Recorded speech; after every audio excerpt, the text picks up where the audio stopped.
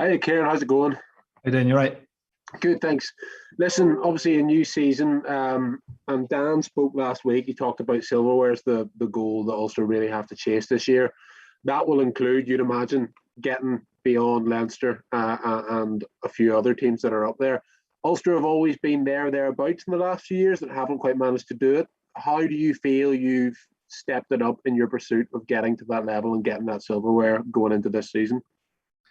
I think it comes down to accountability. The way that we hold ourselves and sort of make ourselves accountable for mistakes and things that go on in training and basically working together for the same common goal, which Dan has obviously alluded to. That is silverware. We've come so close, and yet we're still yet to get there.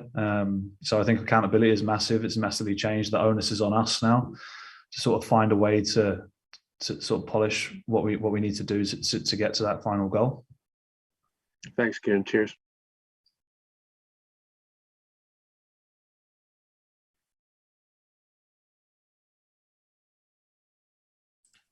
Hi, Kieran. Michael Glennon here. How are you doing? Good. How are you? Good. There were some trial laws in the Rainbow Cup last year, and this year they're coming in again. How does that suit a forward like you to know maybe to be a bit more ball in play with the dropouts and fewer scrums? Does it impact fitness levels that have to go up again, or what do you think of the new laws as they're coming in? It's exciting for me personally, the new laws coming in, because I like to sort of get my hands on the ball and stuff, and an exciting sort of rugby style. That's what I like to play. The certain rules, I suppose the speed of the game is going to be obviously sped up with that sort of 50-22 rule now. So a lot of onus on us sort of getting our sort of like speed into the game with quick calls. But yeah, I'd say we always try and get fitter every single season, but now it's more prominent than last anyway.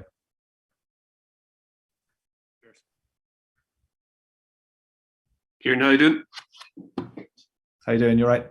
Not too bad. Just I suppose in general, just about starting off. Obviously, you're playing Glasgow, but obviously it's at home and must be very important to get a home game, especially because you are going to be able to get a good crowd in there as well. Yeah, definitely. That'll be a good one to kick off with, especially with, I think it's 15,000 coming to the game. We obviously had a bit of a trial there with against Saracens. We had a bit of a crowd there again. But no, it's a massive lift for all the players and everyone there to get that support and finally give something back to the fans as well. It's obviously been a long time for them to get out and watch a game as well. So hopefully we can start off as we mean to go on. That's great, Kieran. Thank you. Thank you. Hi, Kieran. Katie here from Wales Online. Hope you're well. Can I ask which player in Wales you're least looking forward to coming up against and why, if that's okay? For me personally, probably Alan Wynne. He's someone that I've always looked up to, and then he's obviously I'm going to be competing against him as well in the game. But it's probably playing against your heroes sort of thing. Great, thank you. Thank you. Hi, Kieran. It's Sarah from Cool FM. Thanks for having me.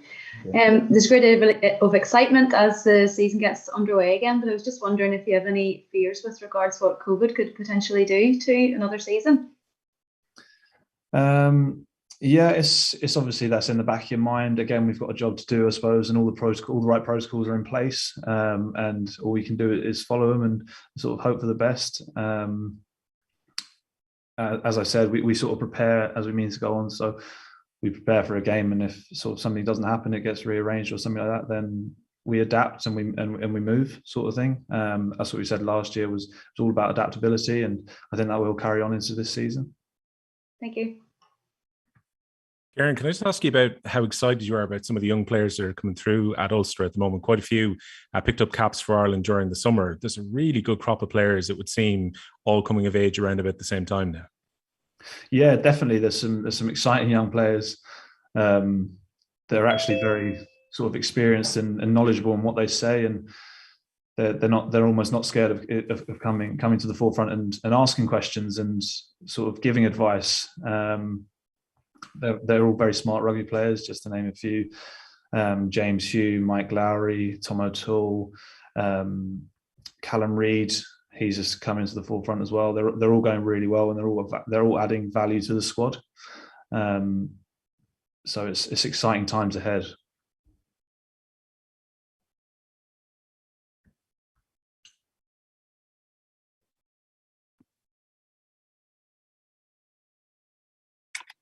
Hey, Kieran, how's it going? How you doing? You all right? Yeah, good, thank you. Listen, I was just chatting to today. He's kind of promoting his book that he has out at the moment, and he was chatting about Tom O'Toole and just kind of saying, what a talent he is and kind of how he can really push on in the next year or two. What's he kind of like to play and train with? What have you found? And do you think he is kind of capable of getting more caps for Ireland as well in the future? Oh, definitely. I think Tom O'Toole's got massive, massive potential. He brings a different dimension to his game that some people don't have. As you've said, he's still so young, but his sort of aggressive carry and his aggressive nature within the game is second to none. He's effectively a sponge. He's always willing to learn, no matter what. He's always asking questions. He's always asking to do extra work. Whether it'll be a walkthrough, whether it'll be extra scrum reps, just a setup, something like that. He's very keen to learn, and he's very keen to get to that next level quickly. And another guy, what was it? I think you did just mention there beforehand, but Michael Lowry as well. Like he's he's a guy who kind of belies his kind of size as well, isn't he? Like he's just got such a great competitive spirit about him. Yeah, again, he's another guy that's very competitive within the squad.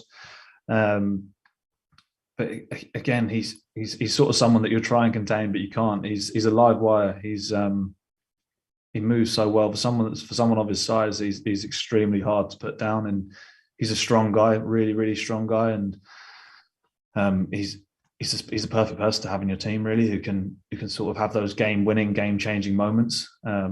And he's a great guy that does help.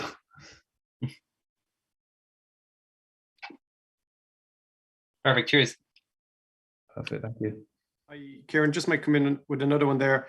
When you were talking about the defeats to Leinster over the last couple of seasons in the final and all that, and at the start you were talking about accountability as one way to change it.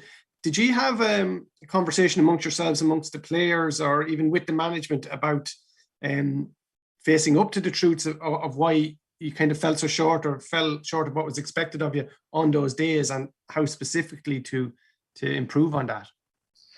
I think when I say accountability, obviously we've looked at those, we analyse those, and we move quite quickly within that. But I think the accountability is more for, I say, in training and recognising it early. Don't leave it to nothing, to not say anything. It's almost like a quick feedback to get better as a squad, as a whole. So within the sport that we play every week, and we have to sort of move on quite fast and sort of learn on the go, as they say. Okay, thanks, Gary. Thanks, Kieran.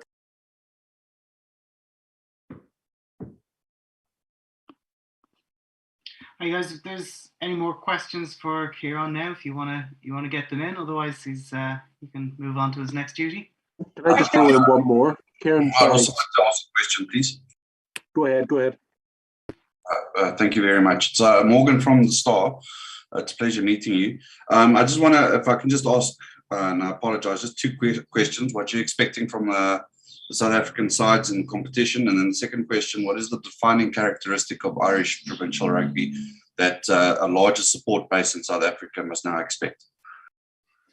So the first question: what do we expect from the South African teams coming in? We obviously expect physicality. Obviously, the South Africans are renowned for that. It'll be a tough test to go away to there. We know there's a massive support in South Africa, but yeah, from what we expect and what we've seen, they're a very powerful outfit. They've got very good set piece sort of orientation in their game. They've got some unbelievable pace out in the backs. So it'll be a tough test to put ourselves against some world class players there. And so, what was the second question again? Sorry. You're now going to be playing a much larger support to a much larger support base in South Africa. What is the defining characteristic of Irish provincial rugby? I think I don't know if I can really speak on behalf of everyone else, but as an Ulster as a group, we sort of try and feed that speed sort of thing and keep that sort of exciting game going. We have got set piece sort of, I suppose, edges to our sword, but I think the main thing for us is sort of driving that speed and trying to keep the ball in play as long as possible. Thank you very much. Thank you. Kieran, just quickly from me, you spoke a bit about the fans returning, and we know other sports have had fans back for a few months now, but just on a very basic level, 15,000 fans back in Belfast for the Glasgow game. How much more exciting does that make it for you in the build-up? Oh, it's massive. It's massive. The only problem is we struggle to hear the calls on the pitch now. We've got used to no one being in the stadium, but it really drives us, and that's been mentioned from when we found out that we were allowed crowd in the stadium. You can feel that buzz, that there are going to be people there that are going to be cheering on, and it's great for us, but it's also great for the fans as well. Like they've been waiting as long as us to watch a game live and to have that atmosphere there, and it's almost like they bring something to you. They sort of get you up for the game more and more. You can feed off the buzz. So it's massive on both parts. Thanks, Kieran. Cheers. Thank you.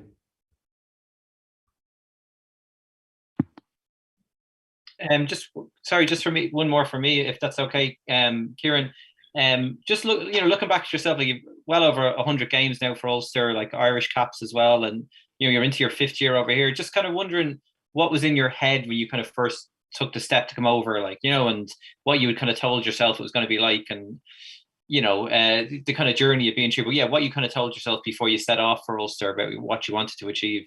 It was, to be fair, it was a difficult decision. It was tough because I was only 20 years old, never lived away from home. It was tough to take it all in, moving to a different country, but it was a move that I'm glad that I made. I could see myself being there, and there was a path there for me. If I worked hard enough, then it could be taken. Now looking back, I wouldn't change anything for the world. Like it was the best decision for me, and I'm looking forward to sort of keep on going and see where it takes me now. I've really enjoyed my journey so far, and I really look forward to the oncoming journey in the future.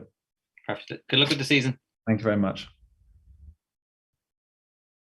Very good. Kieran, thanks very much for your time. Appreciate it. Perfect. Thank you.